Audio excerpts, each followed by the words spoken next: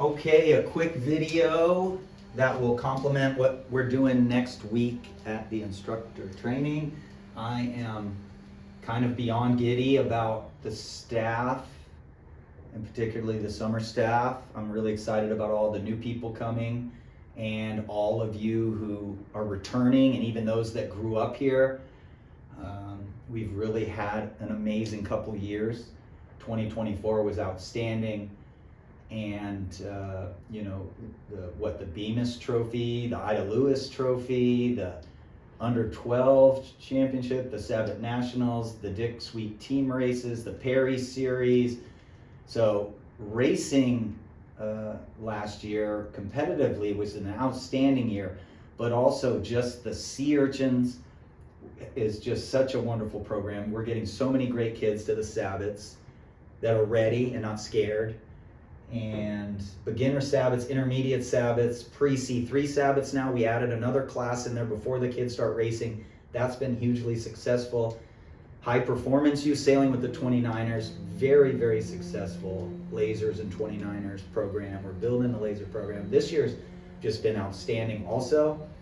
And so thank you guys. I'm really excited that you're all back, and the new ones too. First of all, if you could go to the YouTube page if you could do a little historical looking into the program, watch some of the videos at SDYC Junior Sailing, our YouTube page. See what we've been doing in the Spinnaker Trapeze classes, the laser classes, the Sabbath racing. And then you don't have to do this, but there are a couple other videos that I did pre-summer at Training 2023 and 24 on that page that you could also, it's a lot of similar information, yeah. And then our Facebook page, same thing, SDYC Junior Sailing. Try to go back through those and look at our congratulations emails and our thank yous and all the other cool things that we do beyond the race team stuff also. So there you go. Spend a little time looking back through that. In my office are a couple of sheets of paper called In a Nutshell that you can read up. Here is the SDYC Junior page, so go back and check out all of these videos, 29er development, the great mentoring program we got going on with our tier ones. And then the next thing is, here's the junior Facebook page, and you can go down here and read all these congratulations emails and a bunch of other stuff that's going on. And then the last thing is, if you go to the SDYC Juniors, you click over there on resources right there. Here's let's see, pre-C3 checklist. Yep. And, every single class. So you can look at your schedule and figure out, kind of start planning out your lesson plans a little bit. Make sure your safe sports stuff is up to speed. You're going to get refresher emails that click you up to do refresher courses on there. They're long, they're repetitive, but they're super important. They really hammer in your brain how to recognize things that could make a kid or you or a fellow employee unsafe, or a person in general. Yep, and then coach's schedule. So go on your phones. If you go on this video before Monday training, go on your phones and start looking up what class you are assigned to for every session. So if you have any problems, make sure we get back and make sure we get that ironed out as early as we can. Really important part of our program is coach consistency. So we don't want, to be fair to the kids and make their learning environment much better, we don't want a lot of changes in a program. We don't want to have 4 coaches for 1 kid. We want that consistency, so please be on there early and often right now and look at it carefully and make sure we don't have dentist appointments or things that are gonna interrupt our stuff. We can work around it, but be very dedicated to being at the job. Use the maintenance QR codes on the boats. That's the fastest way to do things. We have a kind of an unwritten rule that says if you touch it, you make it right. So if you touch an FJ and you see a big spring sticking out on a ring ding, make that right. If you see meat hooks on the forestay, go to the QR code, put it on there right away. And maybe consider flipping that boat that night and replacing it. But we have to make it right. When we touch a coach boat, we have to just generally make it right. Get the water out, get the trash out, make sure the anchor is right. We'll cover all that stuff next week. But if we touch things, it's like a one-touch rule. Once you touch something once, just make the cover right, make the laser rudder right, whatever it is, there you go. Jessup Room technology, use your Bluetooth to show videos. If you video kids out sailing, definitely put them up there and figure out how to do that from one of the other coaches. So yeah, if you guys can do a little research here and go back and read up on some of this stuff, because I think it will help you connect to the kids better. You'll start to see kids that you actually worked with in the last 2 years who are achieving really great things. You're going to see some of them in 29ers, and they're still in Sabbats. So there you go. So now let's talk briefly about what my job is. My job is to take care of kids, program safety, making sure I know every kid as best as possible, and I'm trying to help you, and together we're trying to make that kid feel like they're part of the community. So that's my number one job. And I think that results in really good sailors and retention when we do that. Retaining, especially families that are coming here with no experience at the yacht club, families that are not sailors and not in the boating industry, making them feel comfortable. It's an overwhelming world when they start to hear Perry Series, Governor's Cup, Luffin Regattas, OCR, Shadden Series, all Carey Series, all these different things, and they think, they get anxious and they get nervous. And so I'm kind of the person that helps these families on their path in the sport so that they feel more comfortable, they feel like they know more, and they then trust us more and trust you guys more. I oversee learning. We have a goal of 1, 2, or 3 things they can repeat. Things they learned that they can repeat back to their parents or repeat back to me or you. So we obviously set that framework at our briefing about what are the goals of learning that day. But for a beginner Sabbat, it might be, wow, I was scared. It was really windy today. My coach reefed the sail, and all of a sudden I was sailing up, and he said I did a good job because I was racing against A-fleeters. I don't even know what that is, but just whatever it is, trying to make it so a kid can say, oh, I learned to sit on the rail today, whatever. It's very specific things.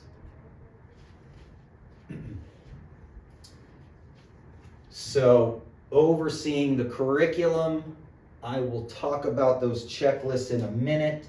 The next one is to support you guys and help you guys do your jobs better, enjoy your jobs more, all of that.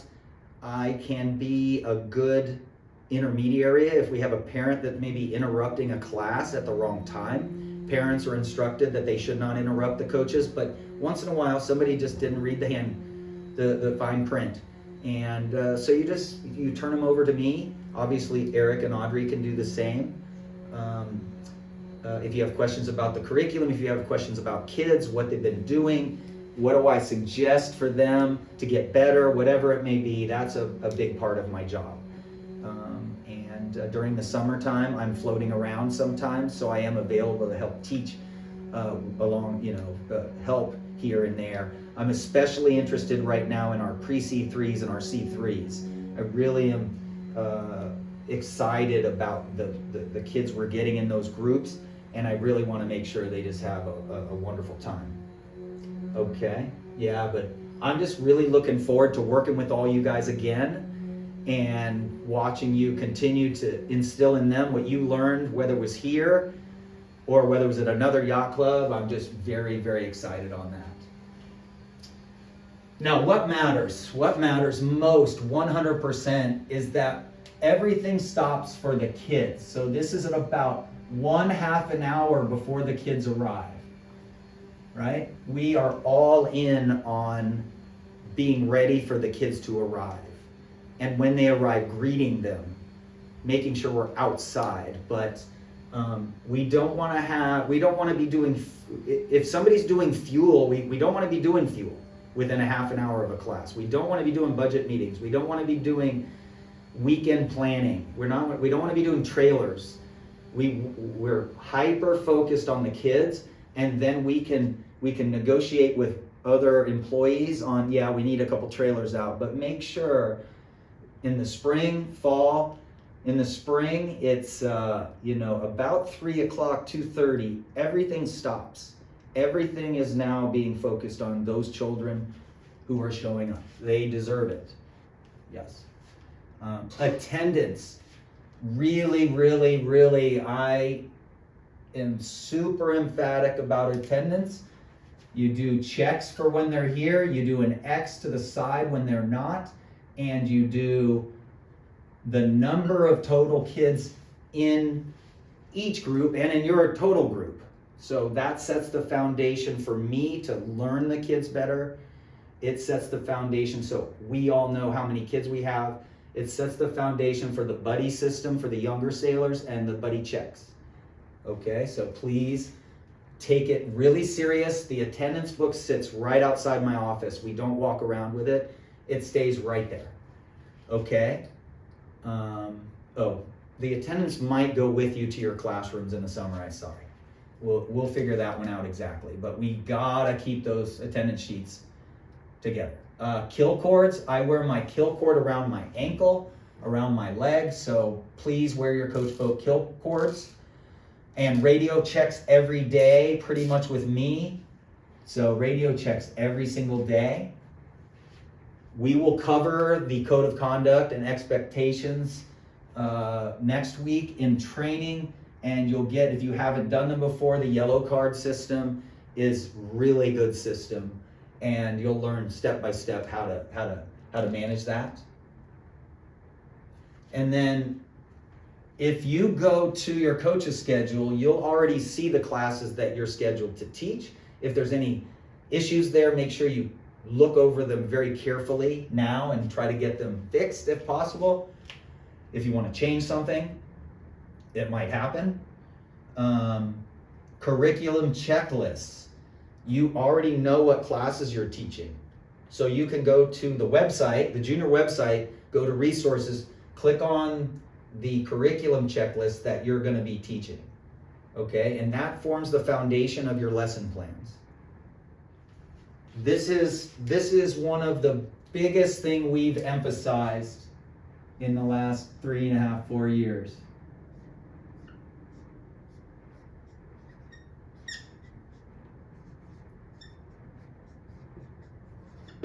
We want to keep our briefings, whiteboard talks, very short. Briefings, 15 minutes. If there's no wind, then a game. Don't just keep, yeah. So debriefs, 20 minutes, because you got to fit in the roses. If you want to fit in the roses, buds, and thorns, or the lifts, headers, and puffs, whatever you want to do, you can do 20 minutes on that. Okay. Racing debriefs, maybe 30 minutes. Race teamers, older race teamers,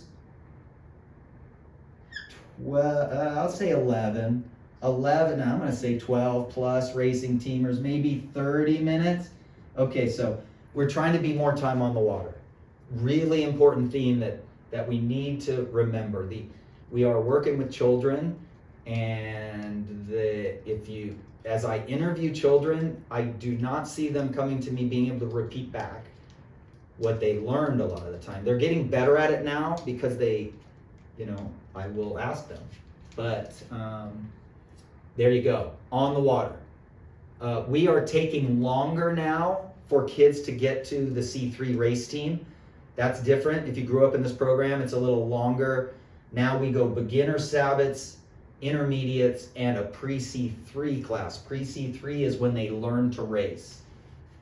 They learn the race course without racing at the intermediate level. They learn the start line and everything, but they don't do any actual racing with a time or anything. When they get to pre-C3, then they learn the 3-minute starting system and all of that. So that's different than when you guys all started. Really important themes for us: stacking up experience is a theme. That's what we focus on. We do strive to win. Okay, so striving to win is part of competition. But more than that, we are stacking up experience, gaining experience. We're trying to find a balance between overcoaching and focusing on the results and allowing the kid to progress at a sensible level with less pressure. There's already enough pressure going on. So stacking up experience and building independence. Okay, so we have the perfect arena to do just that. And so the kids are out on the water and we're trying to have them build independence, independent thinking, okay? So those are super big themes overall for the whole program. The next one is called the Tail Ender program. Okay? Tail Enders. Sometimes kids will try to take advantage of you. We are dealing with a client that will play games and they will hang out in the back to get you to come to them, and so that they can hold on to you or something. But mostly what we want to do is we want to coach from the back. The Tail Ender program is we sweep up from the back, coach from the back. And really important that if a kid's getting stuck in irons in a Naples Sabbat, you want to go pull them aside you. Cunningham tighter, outhaul tighter, slack out of the boom bang, and maybe even move the leeboard back a little. So if you have questions about that, you come talk to me. But when a kid's getting stuck in irons, it's mostly because of boat setup. And so if a kid's getting stuck in irons, Cunningham first, hard. Outhauls next, hard. Boom bang, slack out of it. And leeboard, move it back a fraction. All of those things should help them. Another thing we do differently now is we reef Sabbat sails. Sabbat reefing. I don't know if this is on the screen here. Quickly. If a kid's getting stuck over and over again, we're taking them in and reefing them. So there we go. Okay, so let me just bring just a little bit all of this into conclusion with a few things that are just advice more than anything. I really want people to emphasize up, down, trim, ease. Okay, up, down, trim, ease, and cruise.